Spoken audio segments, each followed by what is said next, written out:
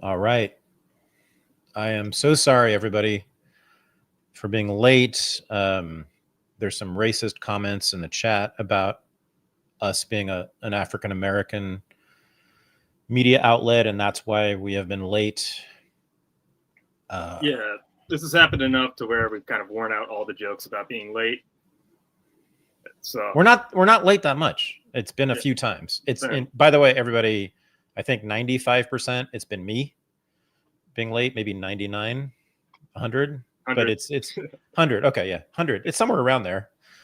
It's been me, guys. So yeah, and I am as the African American member of this media outlet, I do take responsibility for it, operating on CP time, which allegedly Martin Luther King said, although I never got the confirmation for that. Man, what a fucking terrible week. I don't know. This is actually why I'm late. Some stuff in my personal life has sort of coincided with, in some ways, with what happened with Charlie Kirk. And so I've just had a hard day. But whatever, I'm good because no one shot me through the neck, and I am not going to be speaking in public in the foreseeable future. So I'm fine. And yeah, no, I am fine, but it is incredibly disturbing, all of it, from the video of Charlie Kirk getting shot through the neck to, half of my friends from high school and especially college in the last week fucking celebrating. They have loved it. And Charlie Kirk was a fascist and a white man, and party streamer emojis and all kinds of, or just justifications, explanations for why he needed to be killed, which was that he was a fascist. Now, what?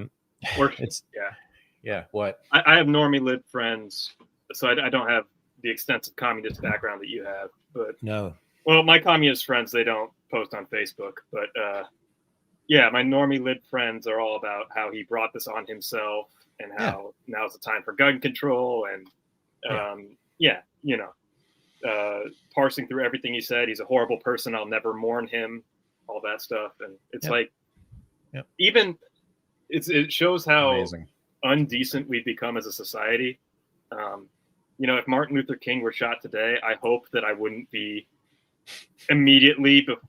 It happened the second he was shot, before we even knew he was dead, that my liberal friends were posting this stuff. And it's crazy how it comes from this hive mind that journalists also pulled from, of fabricated, false statements that he made and taking things out of context.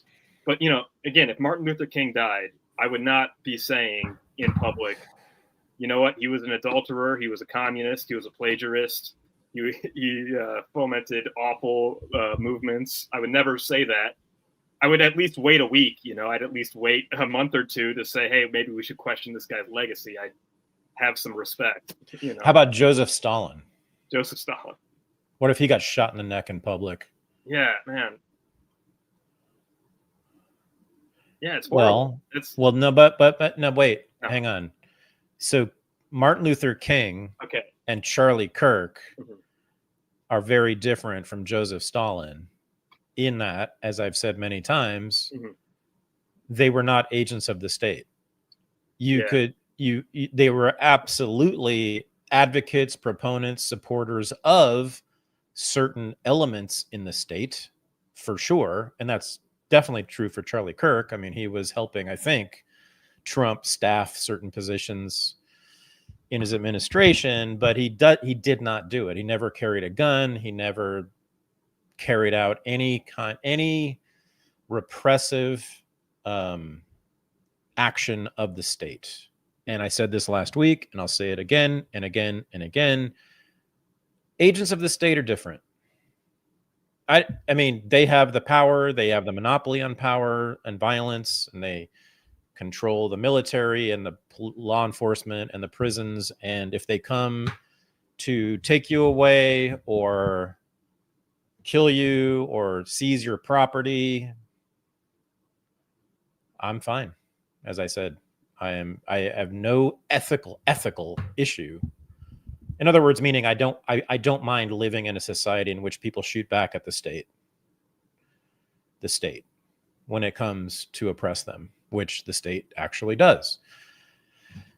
This was not that case. So yeah, I went on Facebook, which is where I keep in touch with my college friends, and I went to a very, very, very radical left-wing college in Ohio. It's called Antioch. I'll name it. I loved it dearly. I loved my time there. The best time of my life, and I loved many, many, many people there. And this is why it's been especially difficult for me in the last week or so, seeing many of those people from my college, and that they're representative of the American left broadly. And when I say American left, I mean left of Bernie Sanders. Yeah, celebrating. And so I said on Facebook to them, do you guys think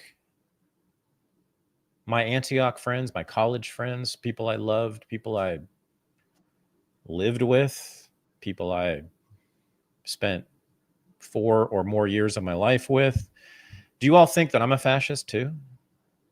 Because I agreed with Charlie Kirk on, I don't know, at least 50% of what he said. I would think, and I actually listed it in a Facebook post, the specific issues on which I agreed with Charlie Kirk. At least 50%, maybe more. I not only agreed, I enthusiastically agreed with him. Now, the stuff I disagreed with him on, I very aggressively disagreed with him. But no, but I certainly agreed with him on the major issues that people celebrating his death believe were the justification for his killing. So I said, my friends, do you think I too am a fascist and deserving of death? And I got basically no response. My best friend from college, who's now a political science professor at a major university, wrote a long essay about how Charlie Kirk was just a fascist. And therefore, no. About that word fascist, and this is why I kind of had split with you over the use of the word fascist and the fascism course we had, and trying to be really specific about it. We're going to do that again. In 2025, the word fascist is basically a fatwa. It's basically, yeah, it's a message to radicals that this person can be killed, that violence can happen with this person, and that nobody will mourn this person. Right. And yeah, it's been said multiple times. I don't know where the quote originates from, but they don't kill you because you're a fascist. They call you a fascist so that they can kill you. And right. That's the left. Yep. So yeah, we're gonna do a course on fascism. I decided that's gonna be coming up soon. That seems essential. We're going to renew our course on fascism, a new live version of it. That'll be announced pretty soon. But yeah, we need to do some kind of project. And I don't know if it's going to be a course. I don't know if it's going to be a podcast. I don't know if it's just you and me talking about it. It'll be some project, because I think this is essential, and it's something I've thought about for a long, long time anyway. On, as you've said, and thank you, Michael, for pointing me immediately to the lineage here, the history of the left, the Euro-American left,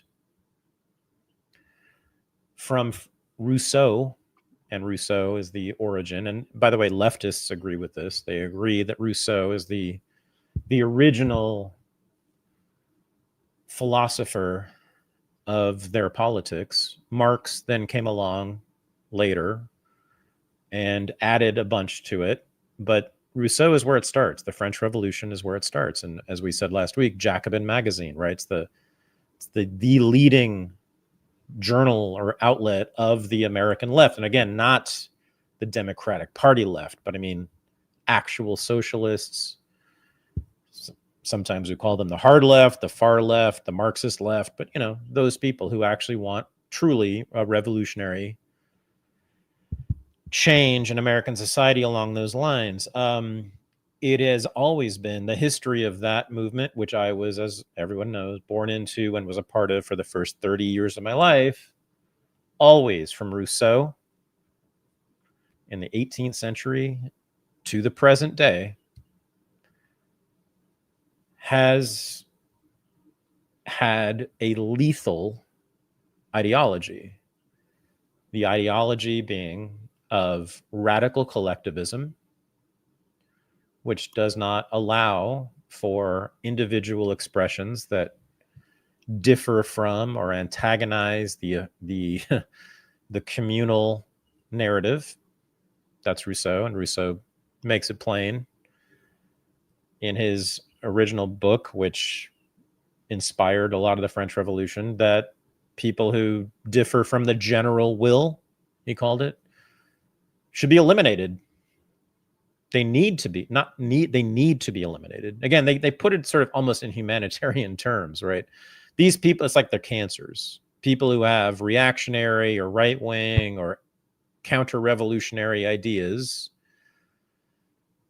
are cancers who need to be eliminated. So, you know, they take pride in not reveling necessarily in the death of people like you and me, but they call it out as necessary. That the counter-revolutionary forces, that's a classic Marxist term, need to be eliminated physically. So, and there's a lot more to be said about that, of course. I mean, the way the left has constructed its moral universe for the last 300 years now has made it really clear that they are the new Jesus.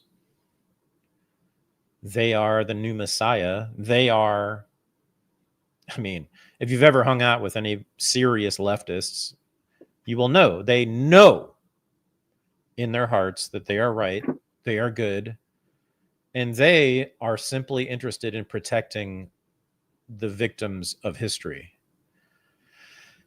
And of course, you know, the victims of history are the victims of the worst people, murderous, genocidal, racist, etc. people, and those people do not deserve to live. In fact, they should be eliminated because of that. So I asked this question, do you all think that I'm a fascist? And therefore, these are, you know, again, these are like former girlfriends and best friends. And I mean, very, very close with these people for many, many years. Back when I was in college and even after, even in graduate school, I was still part of that world and friends with them. I said, do you want to kill me too? And if you don't, why don't you? Because I agree with Charlie Kirk on DEI and affirmative action. I agree with Charlie Kirk on empathy. I think empathy is absolutely a social construct. I've said this many times in the past. I didn't even know he had said that until recently. But yes, of course he's right about that. Empathy is actually projection. I found it odd that many of my left-wing friends found that to be his statement about empathy to be the reason to celebrate his assassination, as opposed to respond with empathy themselves. They didn't refute him by taking the high ground and actually having empathy. They used it as an excuse to be sociopaths about it. Yeah, right. Exactly. Martin Luther King really was about empathy, at least politically. I mean, he really was. And he really was not like this because Martin Luther King was, here you go, Michael. What was Martin Luther King? He was a Christian. Well, Yeah. I mean, You don't think, Martin? You don't think so? I he You I've didn't. been seeing a lot of black preachers, especially recently, that aren't very theologically sound. And I'm talking about I, King himself. yeah, he's sort of, I don't know. I'm not informed enough about King's theology, but I would not be surprised if there's giant holes in it and that he's just a communal leader and that his role as a preacher is more political and just gives him certain backing. No. No, King was a real Christian, and his politics were truly Christian. And and it's funny because I've written a part of my book, Renegade History, criticizing him for that. I mean, I actually don't like his Christian politics in certain ways, but he was. I mean, his nonviolence was absolutely derived from the teachings of Jesus, and he was very consistent in carrying that out. More so than Gandhi and Thoreau, though. Gandhi too, yeah, but no, he quoted Jesus, and was that not legitimate? I mean, I think turn the other cheek, Yeah, I get you. Yeah, pray for your oppressor. No, King was super consistent about that. I think often in bad ways, but he was. I mean, that was who he always was. Man. Conservatives, the history of conservatives, from Edmund Burke, through to the present, you don't see any kind of murderous intent or murderous, what is it? The left. So Burke begins his career basically by criticizing the French Revolution on the same lines that I'm making. Since then, the left has proved him right by becoming increasingly lethal in its ethics. Again, its ethics. You obviously can talk about what the Soviet Union did in terms of killing people, and communist China killing people for the revolution, and all sorts of leftists in America and around the world calling for the death of the counter-revolutionaries, the reactionaries. Since Edmund Burke, conservative movements that I'm aware of don't do that. They simply don't. They have offered a radical critique, which I love. I think Burke's critique is wonderful, and I have tried to build it into my own politics. I am not wholly a paleoconservative like Burke, but there was a fundamental, what do I want to say, humanity, I guess, in conservatism in its original form that would never, it's not that they never called for the death of any of their opponents, it's that they wouldn't occur to them.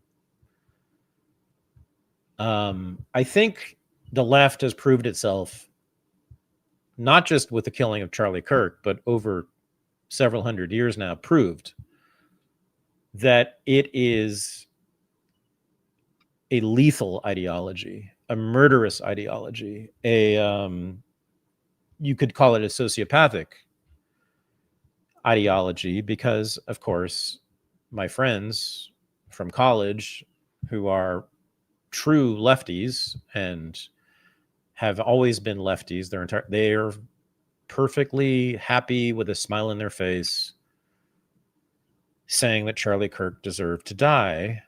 They, of course, know nothing about what fascism is.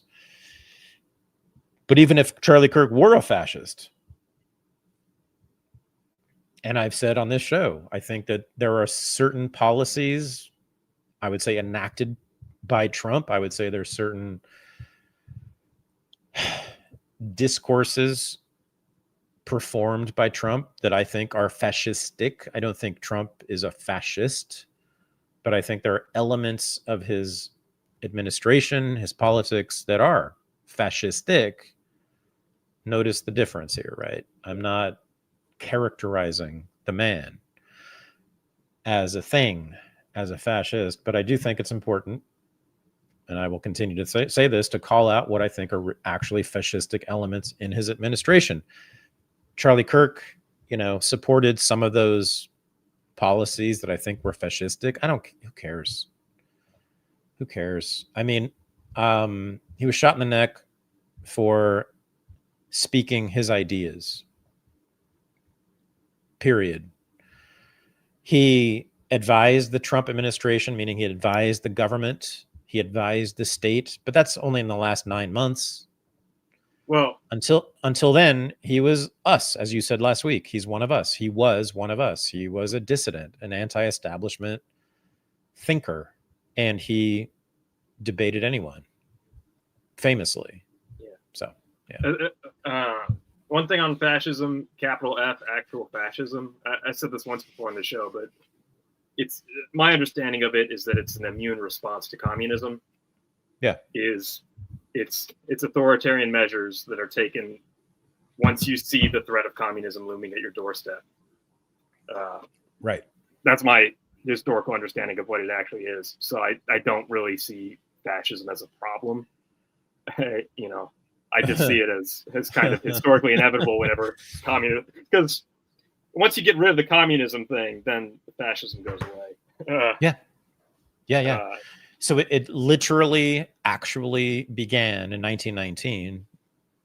Mussolini's quadristi, the black shirts, that was everyone agrees that's the original fascist movement. And I've said this before, and it'll be in our course on fascism. But in 1919, the Communist Party in Italy, which was formally aligned with the Soviet Union, meaning they were getting resources and funding and support from the Soviet Union itself. I mean, they seized a huge portion of the businesses in Italy, and particularly in Milan, the factories, and then a lot of the stores were seized literally by communist activists with guns. People's property was seized, their stores were looted, and that is what was the spur to the formation of the original fascist movement in Italy, 1919, under Mussolini. And I have said to John Foote, who is one of our lecturers in the fascism course, which we're going to be doing again soon, and John is a socialist, Marxist, anti-fascist. I said to them in the course, and you can see it, in 1919, if you were in Italy and you were seeing what the Communist Party was doing, seizing people's property and would you not have been at least sympathetic to the quadristi, the black shirts? Because I am, or I would have been. And he had to pause and think about that. Yes, fascism began as not just a reaction to communism, but a defense against communism. And I mean, when I say communism, I don't mean the hippie communism of my college friends who like to talk about how cool it is. I mean, actual, real communism enacted on the streets against particular people in the 20th century in Europe. There is no chance I would not have wanted to take up a gun against those people in 1919 as an act of self-defense. Self-defense. If they were coming to seize my business and destroy my what's it called? Means of living. Yes, give me many guns. Charlie Kirk, again, even though there have been specific policies and movements in America in the last 30 to 40 years that have seized people's property for social justice reasons, despite that, even Charlie Kirk hasn't really adopted the fascist call to take up arms and shoot the fuckers. That would have been an act of self-defense if he had done that. Yeah, Charlie Kirk, this is the thing. He was a the liberal. refrain, he's a liberal. Yeah, absolutely. He's a liberal. He believed in civic engagement. He believed in public discourse. He believed in registering people to vote and working through the system. Yep. As I've learned more about him and seen people talk about him, Tom Woods shared an email of his from like 2012, where Charlie Kirk was a huge Tom Woods fan at the time. And if you look back on it and see what he was saying, he was like a Glenn Beck, Tea Party, small government, Ron Paul guy. And this is something that I think has dawned on a lot of us, that a lot of us were at the same starting point around 2011. Kind of small government-y, Tea Party, populist-y, not sure where to go. Yep. And the route that Charlie Kirk chose was straight grassroots activism.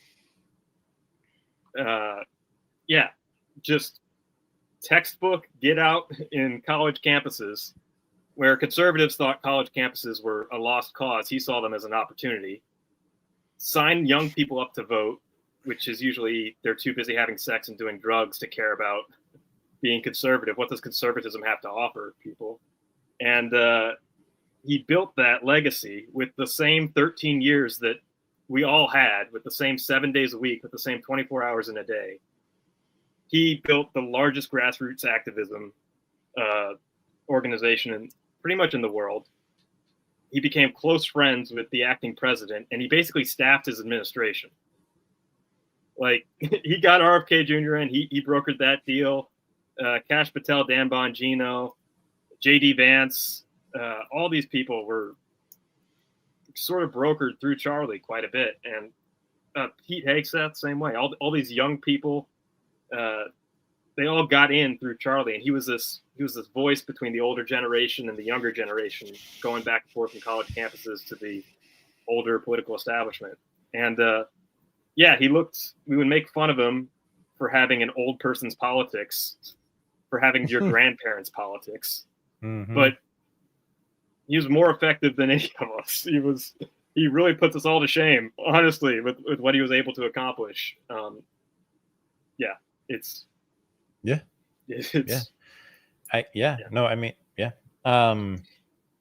He was right about the great replacement theory. You and I have talked about this before.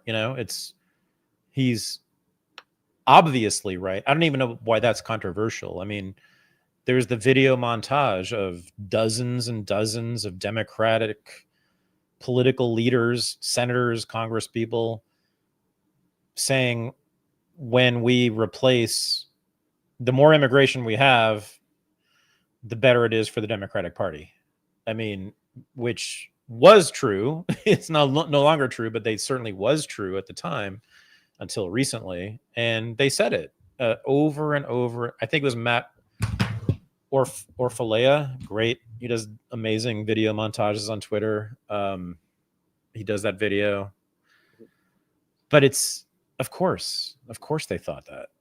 Why is that even controversial? I mean, we know the Democratic Party for the last 50 years has built its power on the fealty of the browns and the blacks, which is changing now. But until 5-10 years ago, it was true. 90+% of African Americans voted Democrat for 60, 70 years. Same with immigrants. Same with Latinos until recently. But for a long, long time, that was how the Democratic Party, the modern Democratic Party, the new Democratic Party, this Democratic Party built its power. Its leadership has always been white, upper class people who live in DC and New York City and San Francisco. For sure. The leaders still are that.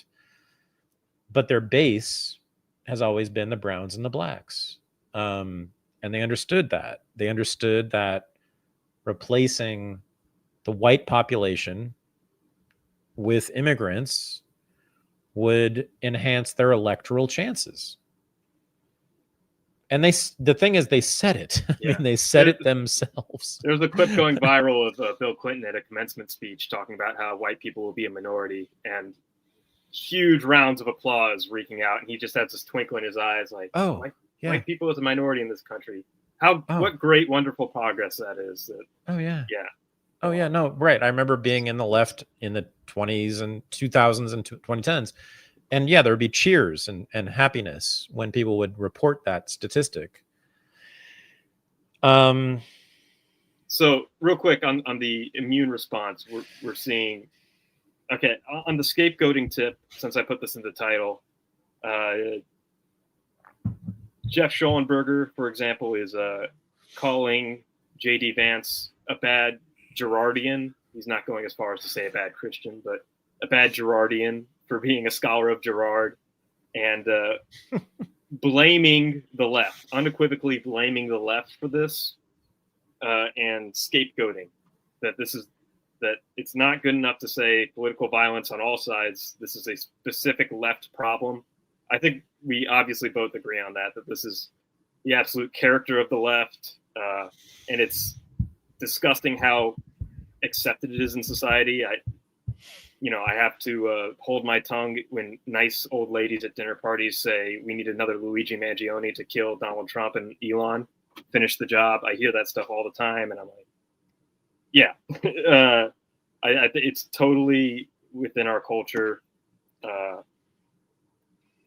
But this phenomenon of scapegoating, I think I want to talk about it more so that everybody is making this about themselves. Did you read Max Blumenthal's piece in the Gray Zone and see the directions? Yeah,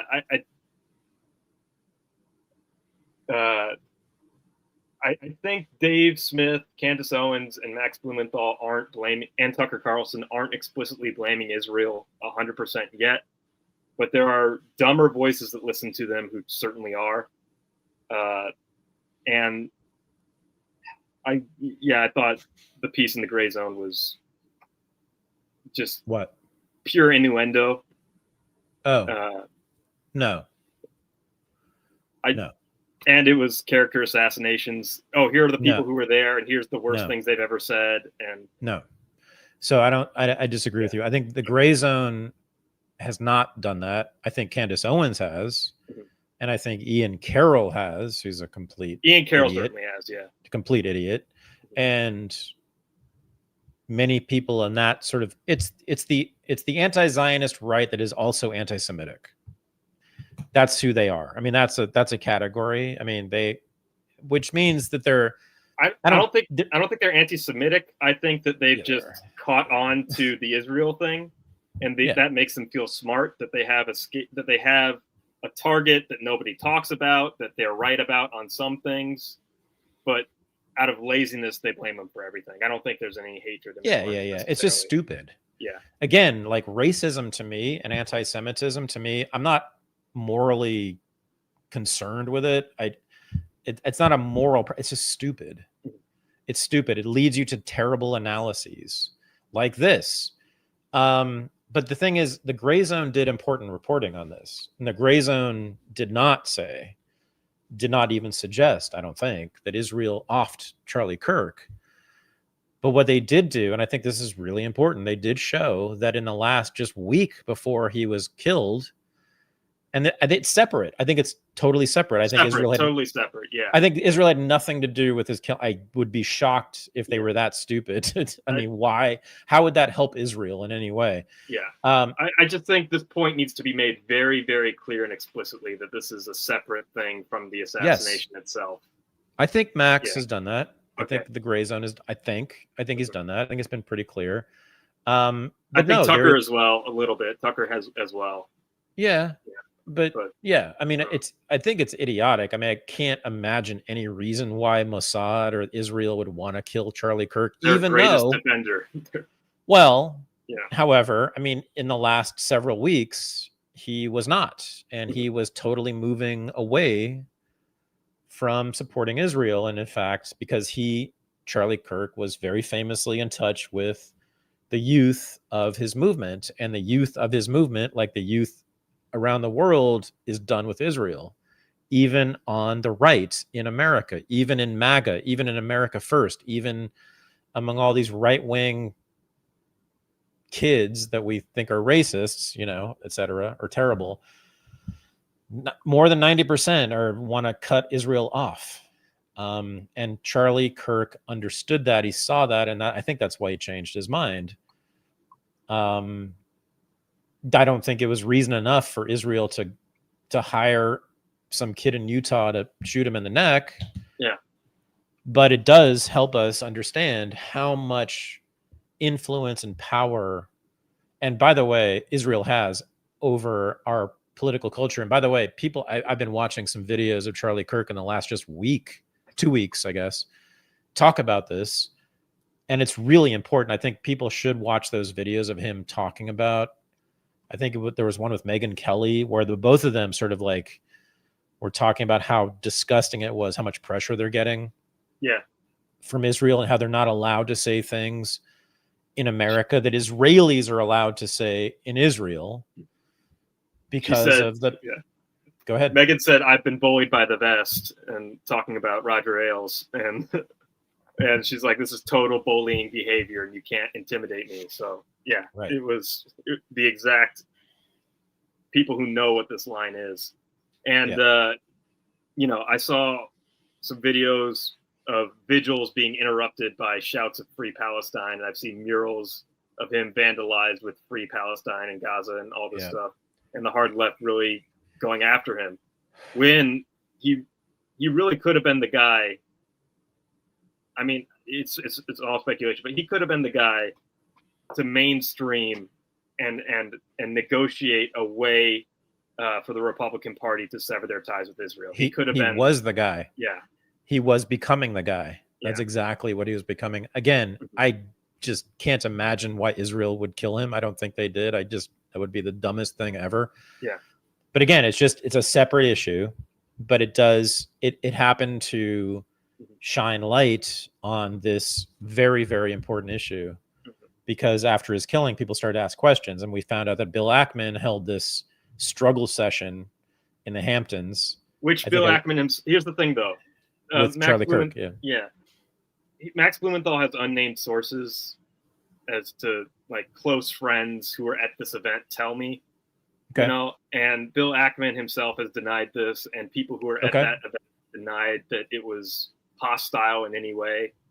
And that's what bothers me about the piece, is that it's unnamed sources, and then he has this whole list of people involved, and he does character assassinations on them, and that's what I'm not into. But all right, I think it could have been totally, complete.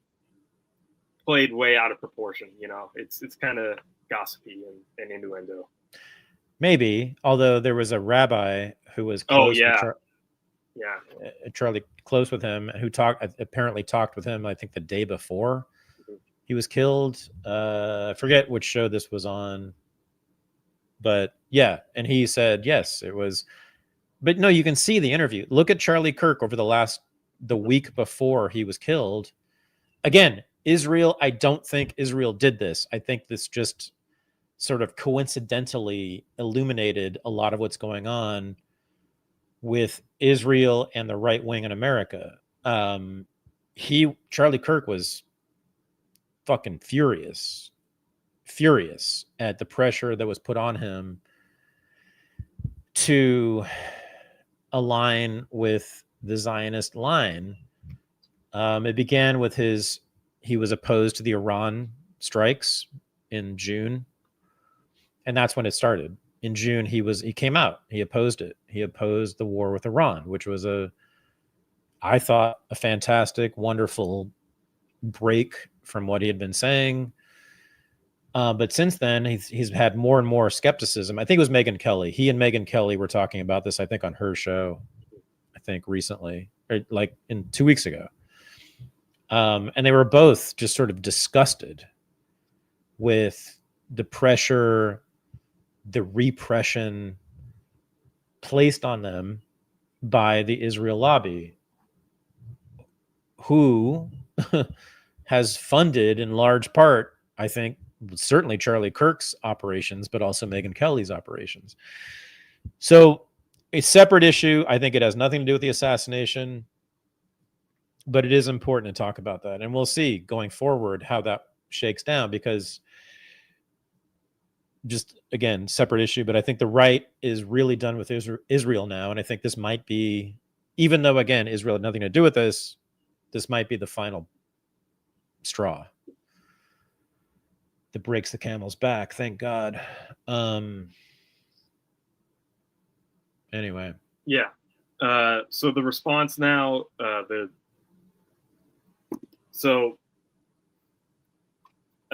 J.D. Vance and Trump, J.D. Vance went on Charlie Kirk's show, hosted it, and had everybody should check out his 14-minute closing monologue. I think it's all the evidence that you need to know that he's going to be president, that he has the chops to become president, that he is a rhetorician that is capable of leading the Trump movement, which is all it takes at this point. But he's basically encouraging people to call employers of people who celebrated Charlie Kirk's death. And voices on the left are saying this is absolute, utter hypocrisy, that the right, who has been complaining about cancel culture, that Charlie Kirk, who built his legacy on free speech, would not want you to go out and harass employers and say, fire this person because they celebrated this political assassination. Right. Personally, I want to say real quick, if you celebrate this assassination, I don't want you working in the government. I don't want you preparing my food. I don't want you with a doctor's scalpel when I need surgery. But you would love to have them be your child's teacher, right? Yeah. I don't want you teaching my children. That'd be cool. Yeah. Imagine that, right? Public school. You're basically forced to put your kid in the school because you don't have the money to send them to a private school. Yeah. And there, the teacher, who you have no choice of, right, mm-hmm. is talking about how it's justified to kill people with your ideas. Yeah.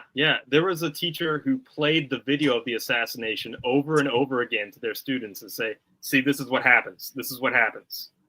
Like, that's deranged.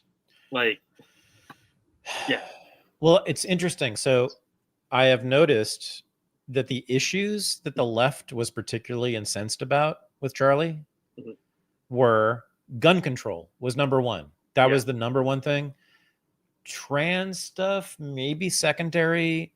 Race stuff also.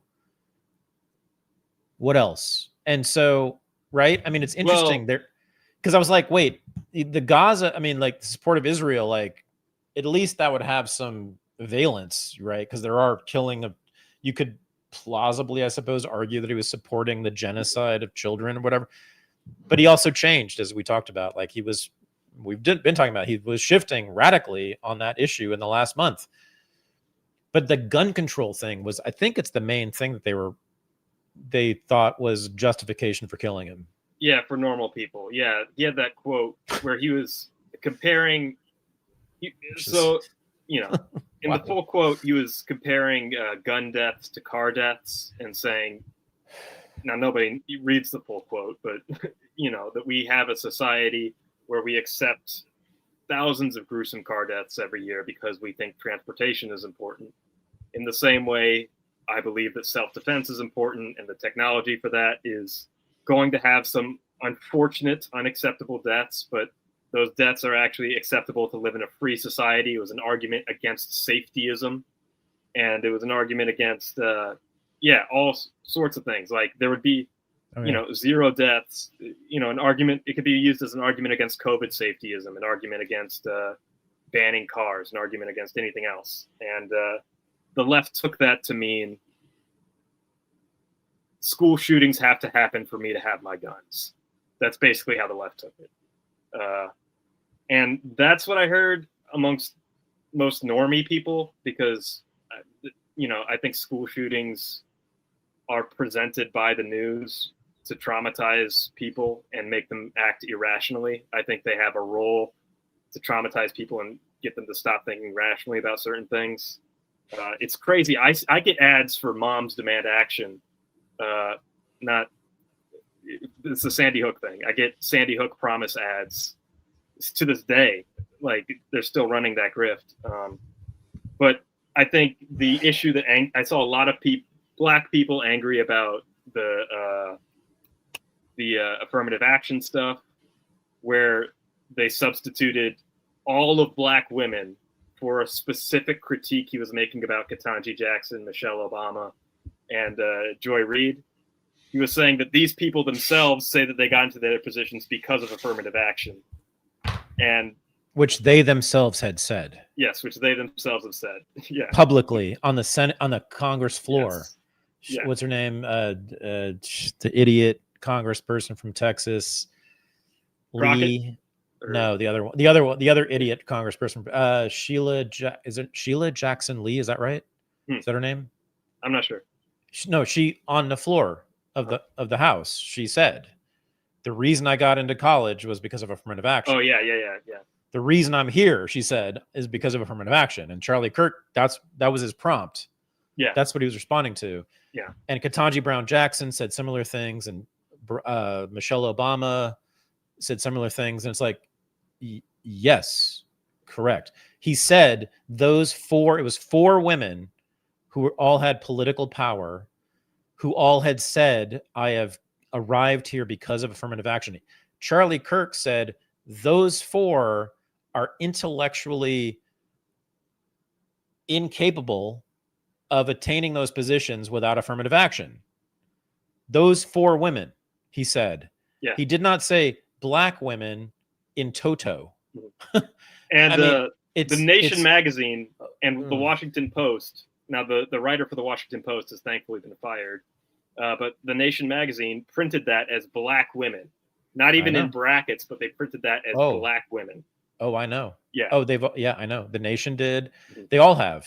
I mean, everybody who's wanted to piss on Charlie's grave have said that.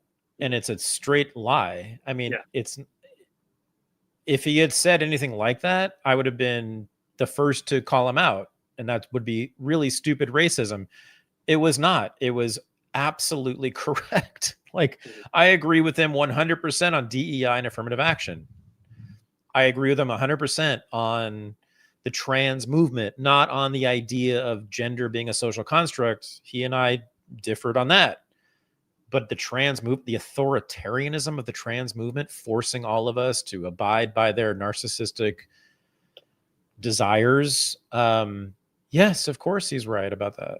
He's right about many things, as I've said, more than half of the issues that he talked about. I agree with him on. All right. We got to go soon, but I'm sorry for the short. My bad. Yeah. Is there going to be an after show? Yes. Okay. Yes, there will be. There's some more I want to talk about. We go a little longer. Man, maybe a thing that's being scapegoated is video games. It's kind of a classic scapegoat. Since Columbine, since video games have been around, it's something politicians have gone after. I want to warn everybody to stop blaming this on anything other than the left. This is our chance to finally crush the left. And they are responsible for this, and they normalize this. And this is a serious problem that endangers us all. We should be singularly focused on the left. But the video game thing, I want to point out the video game in particular that this shooter was really into was Helldivers 2. And there's an ideology behind this video game that is very illustrative, I think, of where liberalism is headed. And what you can expect from younger liberals in the future.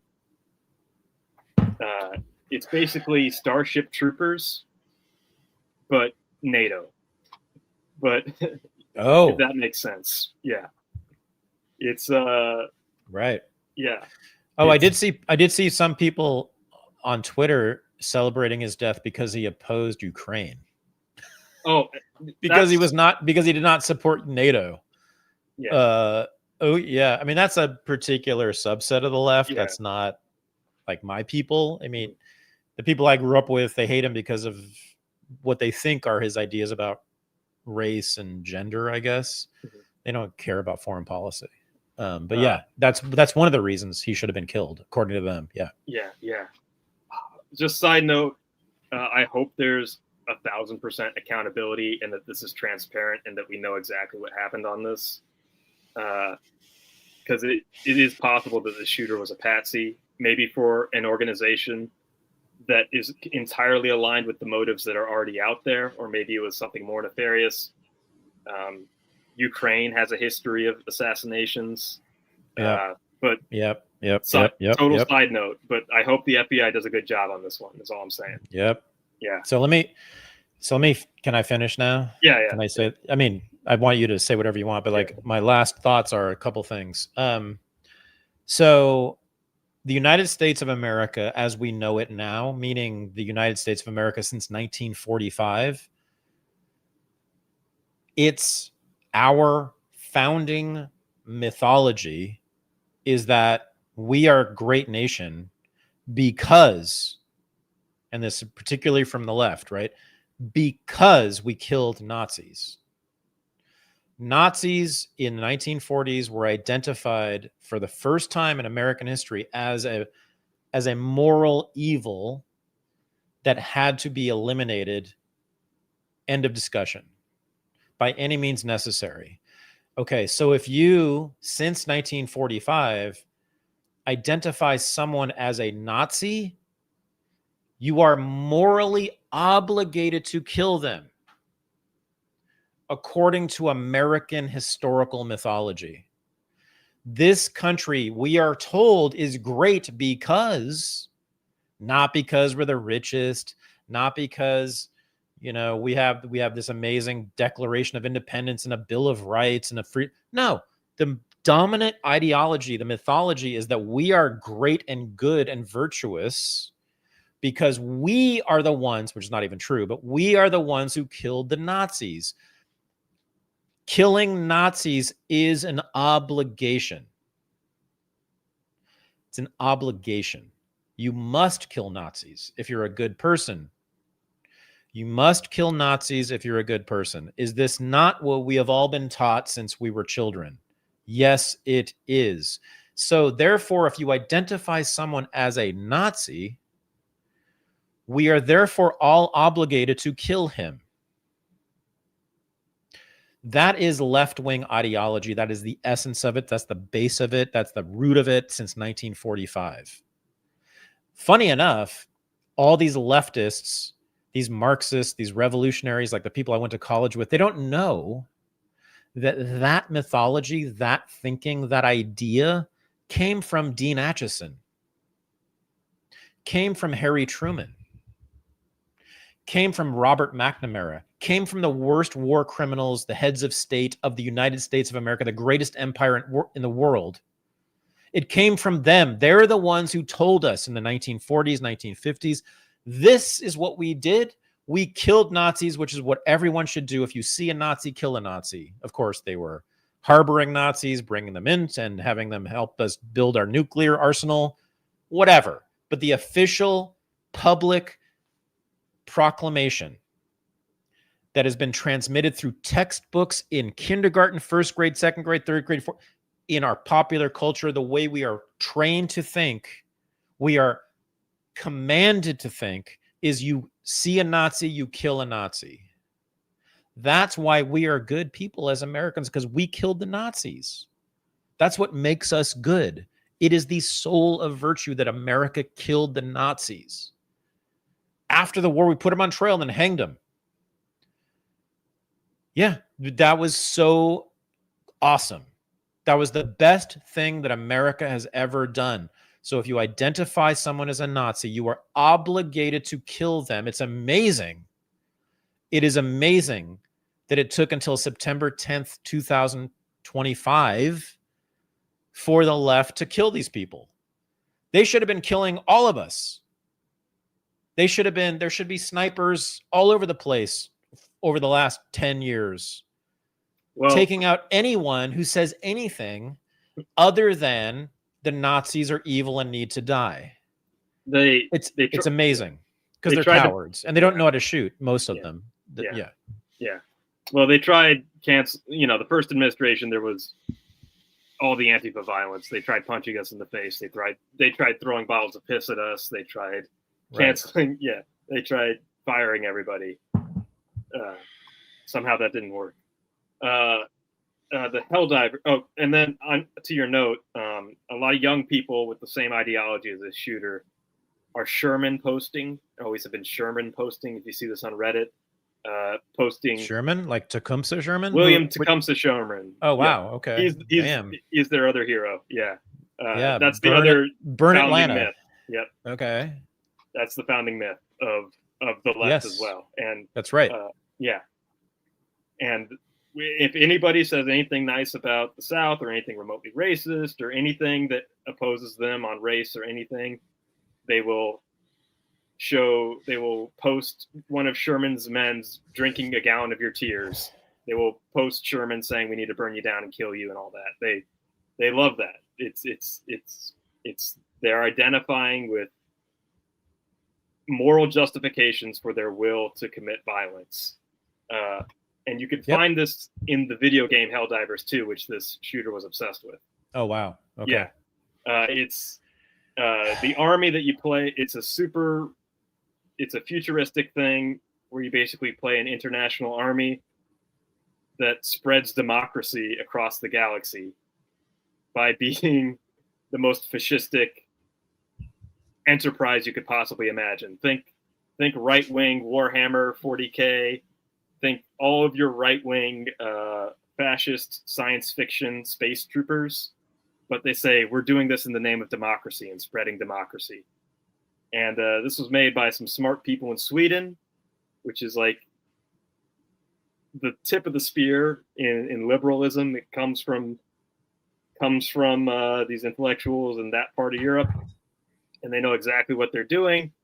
And this is the thing that is sort of popularizing what liberalism must turn into if it should continue, which is we call our enemies fascists. We act with complete impunity. We satisfy our will to power, and total autocracy with moral justification because we call ourselves democracy. Just something to pay attention to on the youth.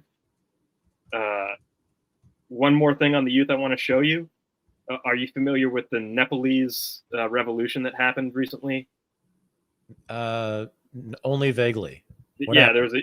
I don't know the specifics of it, but there was a youth revolution in Nepal. There's probably the usual suspects behind it. It probably serves China or the United States to some extent. It's probably coordinated and whatnot. It was coordinated over Discord. Millions of children, youth, coordinated over Discord. I'm just going to show you a video of one of the youth organizers of this. This boy is 16 years old, and this is what the future of political activism and young activists look like. I want to see if you recognize anything about the cadence of his speech in particular. Oh my. Yeah. Let me find the correct video here. Yep. There we go.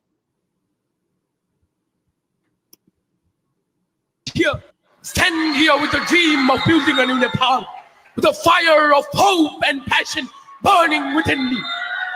But my heart is heavy because this dream seems to be slipping away. Rise and shines, futures of this upcoming imperial empire. I, Yoshka Raut, the head boy of this everlasting imperial institute, Holy Bell English Secondary School, welcomes you with open arms to our 24th annual program. I put myself before you this moment to shed light within your consciousness by piercing the dark nimbus that circles above you.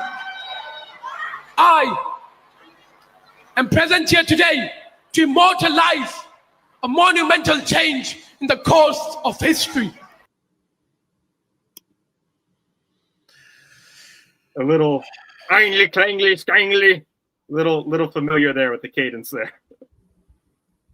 Yeah. I mean, well, again, like I'm if you want to take up a gun against American soldiers in your country when you're thousands of miles away from Washington, D.C., if American soldiers show up in your country with guns trying to kill people and occupy things, don't we all think ethically fine, take up a gun. Why are these infidels here? These invaders here? What are you? I'm not talking about the words he was using in particular. I'm talking about how it's very obvious that this child has been watching Hitler speeches.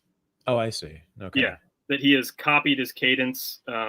These speeches have been circulating wide over TikTok, wide over YouTube. AI technology has translated them into English without losing the cadence. And I'm just saying, we're having an amoral youth that doesn't have the same attachment to Hitler that people in the past might have had, and you're going to see people copying his style to achieve his means. Sorry, guys, but Hitler was one of the original anti-imperialists. Yeah, that's how he started. The words are in there too. Yeah, there's words in there too. Sorry, guys. Like if you look at the 1910s and 1920s in Germany and Hitler, it's very obvious that the Nazis were primarily motivated for good reason. Good reason. Which was that the West obliterated,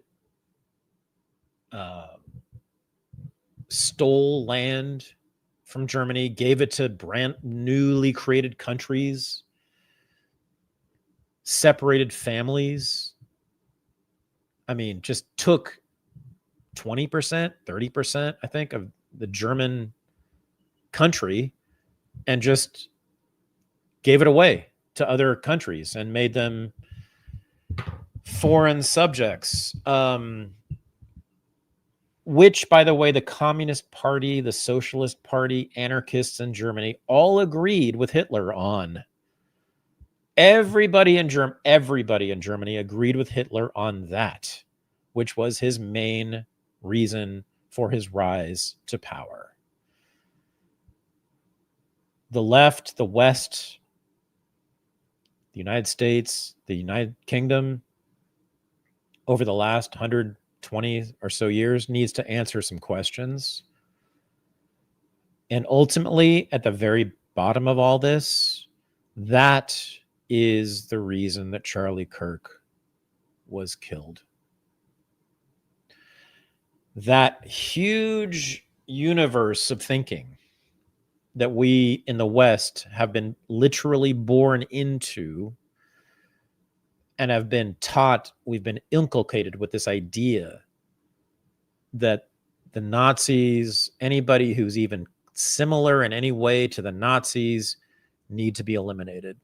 The fact is that the Nazis had a lot of very important, excellent, I'll say this, excellent critiques of Western imperialism.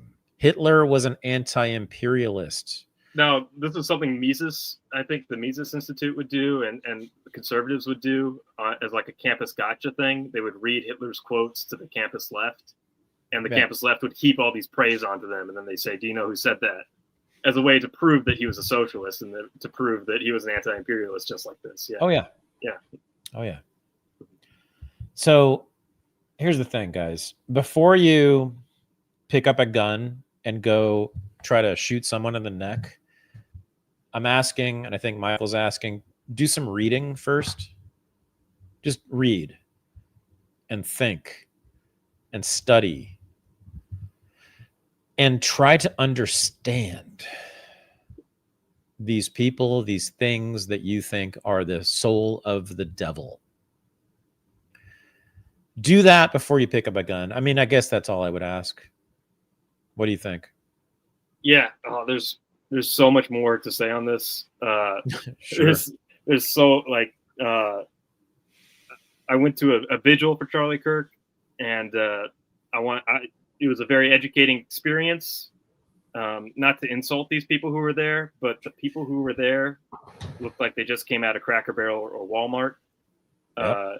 Charlie Right. Kirk's, yeah, which meaning they're normal Americans, normal Americans, not ordinary, hyper online, regular Americans. Yeah. This is what most people do. Yes. They talked about the Bible and the Constitution. That's all that they cared about, is just the most benign. And I want those people to be my neighbors. Yeah. I want those absolutely. I want those people to be my neighbors, and I will argue with them about Puritanism and asceticism and repression and all the things that I'm famous for, but I want those people to be my neighbors. And yes. They'll sell you some eggs from their chickens, and they'll clean your toilet too. For sure. Yeah. And I love them, and I just want them to expand their ideas about human desire, etc. But my God. A little call here for some Christian unity also with Charlie Kirk. Thank God for Christians. I want to say this as a Catholic myself. Charlie Kirk was an evangelical. Yes. Charlie Kirk was an evangelical. He was not. Yeah. He married a Catholic. He was, he was going to convert. He was thinking about converting. Potentially, yeah. I mean, or he could have just been going to mass to be polite to his wife. I'm saying this because he comes from a very specific evangelical background, and it was really evident to see from going to the vigil that there's a network of pastors who really hold the halls of power when it comes to Republican politics. My lieutenant governor is a pastor. I learned that. There were numbers of pastors who came and spoke at this thing.